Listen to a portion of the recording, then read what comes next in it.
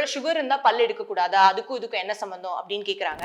இது எல்லா டயபெட்டிக் பேஷண்ட்ஸ்க்கும் வருமானா கிடையாது. இப்போ நார்மலாவே வந்து சுகர் பேஷண்ட்ஸ்ல இன்ஃபெக்ஷன்ஸ் வரதுக்கு, அதாவது போஸ்ட் எக்ஸ்ட்ராக்ஷன் வந்து இன்ஃபெக்ஷன்ஸ் வரதுக்கான சான்சஸ் இருக்கு. வூண்ட் ஹீலிங், அதாவது புண்ணு ஏதாவது வந்துருச்சுன்னா அது ஆறுறதுக்கு கொஞ்சம் டிலே ஆகலாம். வீடியோ அனைவரும் அண்டர் கண்ட்ரோல்ல இருக்கு. வந்து சுகர் பேஷண்ட்ஸ்ல போஸ்ட் எக்ஸ்ட்ராக்ஷன் வந்து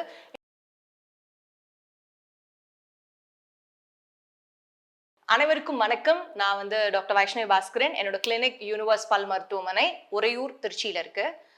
ரீசெண்டாக ஒரு பேஷண்ட் என்ன கேட்டாங்கன்னா, இப்போ எதுக்கு டாக்டர் சுகர் லெவல்ஸ் கேட்குறீங்க, இல்லைனா சுகர் டெஸ்ட் பண்ணிட்டு வர சொல்றீங்க, ஒருவேளை சுகர் இருந்தால் பல் எடுக்கக்கூடாதா, அதுக்கும் இதுக்கும் என்ன சம்பந்தம் அப்படின்னு கேட்குறாங்க. ஸோ அதுக்கான ஒரு வீடியோ தான் இது. பொதுவாக இப்போ அதிகமாக அன்கண்ட்ரோல்டா சுகர் இருக்கு அப்படின்னா ஏன் பல் எடுக்கிறதுல என்னென்ன ப்ராப்ளம்ஸ் வரும் அப்படின்னா, நார்மலாகவே வந்து டயபெட்டிக் பேஷண்ட்ஸ்க்கு வூண்ட் ஹீலிங், அதாவது புண்ணு ஏதாவது வந்துருச்சுன்னா அது ஆறுறதுக்கு கொஞ்சம் டிலே ஆகலாம். ஸோ நம்ம பல் எடுக்கிறதுமே ஆல்மோஸ்ட் பல் எடுத்ததுக்கு அப்புறம் அந்த இடத்துல வந்து கொஞ்சம் காயம் இருக்கிற மாதிரி தான். அந்த ஹீலிங்குமே கொஞ்சம் டைம் ஆகலாம். அது ஒரு reason diabetic sugar level check பண்ண சொல்றதுக்கு. இன்னொன்று வந்து இப்போ நார்மலாகவே வந்து சுகர் பேஷண்ட்ஸ்ல இன்ஃபெக்ஷன்ஸ் வரதுக்கு, அதாவது போஸ்ட் எக்ஸ்ட்ராக்ஷன் வந்து இன்ஃபெக்ஷன்ஸ் வரதுக்கான சான்சஸ் இருக்கு. இது எல்லா டயபெட்டிக் பேஷண்ட்ஸ்க்கும் வருமானா கிடையாது.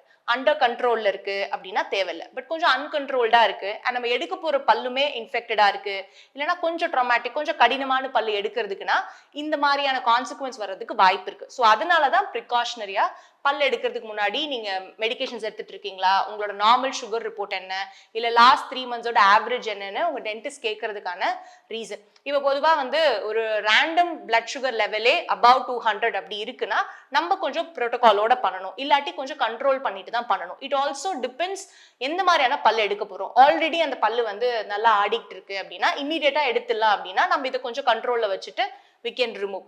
பட் ரொம்ப இம்பாக்டட் டீத், அதாவது விஸ்டம் டீத் மாதிரியான டீத் கொஞ்சம் டைம் எடுக்கும் ரிமூவ் பண்றதுக்கு. அப்படின்றப்போ நம்ம வந்து அந்த சுகர் லெவல்ல கொஞ்சம் கண்ட்ரோல்ல வச்சுட்டு தான் அதுக்கப்புறம் நம்ம ரிமூவ் பண்ணோம். ஸோ சுகர் இருந்தா எடுக்கவே முடியாதுன்ட்டு இல்லை, ப்ராப்பர் கைட்லைன்ஸ்குள்ள அந்த ரேஞ்ச் உள்ள இருந்தா டெஃபினட்டா எடுக்கலாம். அதுக்கு மேல இருந்தா கூட நம்ம கரெக்டான ஸ்டெப்ஸ் யூஸ் பண்ணி ப்ரோட்டோகால்ஸ் பண்ணி நம்ம டெஃபினட்டா அதை எடுக்க முடியும். பட் கண்டிப்பா உங்களோட ரிப்போர்ட்டையும், நீங்க என்ன மெடிகேஷன்ஸ் எடுத்துட்டு இருக்கீங்க, உங்களோட ரீசெண்டான ஏதாவது பல்ல எடுத்தது எக்ஸ்பீரியன்ஸ் இருக்கா, இது எல்லாத்தையுமே நீங்க எடுக்கிறதுக்கு முன்னாடி உங்க டென்டிஸ்ட் கிட்ட வந்து சொல்றது வந்து ரொம்ப ரொம்ப இம்பார்ட்டன்ட். அதே மாதிரி இன்னொரு விஷயம் என்னன்னா, நிறைய பேர் பிளட் தின்னர்ஸ் எடுப்பாங்க. இப்போ ஹார்ட் பேஷண்ட்ஸோ இல்லை ஸ்ட்ரோக் வந்த பேஷண்ட்ஸோ பிளட் தின்னிங் டேப்லெட்ஸ் லைக் இந்த ஆஸ்பிரின், கிளோபடோகிரில், வார்ஃபேரின் அந்த மாதிரி டேப்லெட்ஸ் எடுப்பாங்க. நிறைய பேர் இப்ப அவேரா இருக்காங்க பேஷண்ட்ஸே, இந்த மாதிரி டேப்லெட்ஸ் எடுத்தா பல்ல எடுக்க முடியாதுன்னு சொல்லுவாங்க.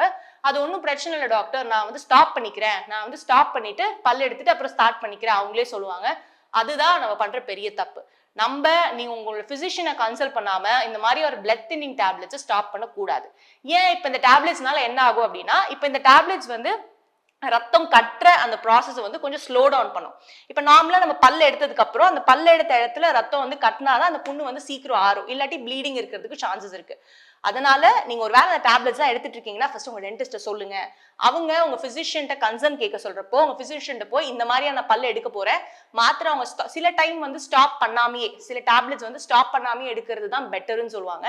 ஸோ ஸ்டாப் பண்ணாமே எடுக்கலாம்னா அண்டர் ப்ராப்பர் ப்ரோட்டோகாலோட நம்ம அந்த டேப்லெட்ஸ் ஓடியே நம்மளால எடுக்க முடியும். பட் இது எல்லாமே உங்க டென்டிஸ்டும், உங்களோட பிசிஷியன், அப்புறம் நீங்க உங்க 3 பேரோட டீம் ஒர்க் மூலியமா தான் நம்ம அப்புறம் தான் இதை பண்ண முடியுமே தவிர, நம்மளே செல்ஃப் பிரிஸ்கிரிப்ஷனா நான் வந்து ஸ்டாப் பண்ணிக்கிறேன் அதுக்கப்புறம் எடுத்துக்கிறேன்னு சொல்றதோ, இல்ல ப்ராப்பரா பல் எடுக்கிறதுக்கு முன்னாடி உங்க டென்டிஸ்ட நான் இந்த மாதிரி டேப்லெட்ஸ் எடுக்கிறேன் அப்படின்னு சொல்லாம இருக்கிறதோ சரி கிடையாது. எந்த இஷ்யூஸா இருந்தாலும், நீங்க எந்த டேப்லெட்ஸ் எடுத்துட்டு இருந்தாலும் நீங்க ப்ராப்பரா உங்க டாக்டரோட கம்யூனிகேட் பண்ணீங்கன்னா அதுக்கேற்ற ப்ரோட்டோகால்ஸ் ஸ்டெப்ஸ் ஃபாலோ பண்ணி நம்மளால உங்களுக்கு ஏற்ற ப்ராப்பரான ட்ரீட்மெண்ட் பிளானை கொடுக்க முடியும். ஸோ இதை மட்டும் ஞாபகத்துல வச்சுக்கோங்க. இந்த வீடியோ உங்களுக்கு பிடிச்சிருந்தா கண்டிப்பா எங்க சேனலை சப்ஸ்கிரைப் பண்ணிக்கோங்க. இதே மாதிரியே இன்னும் நிறைய டென்டல் ரிலேட்டட் கான்டென்ட்ஸ் வந்து போடுறதா இருக்கும். Thank you for listening to the video. Thank you so much.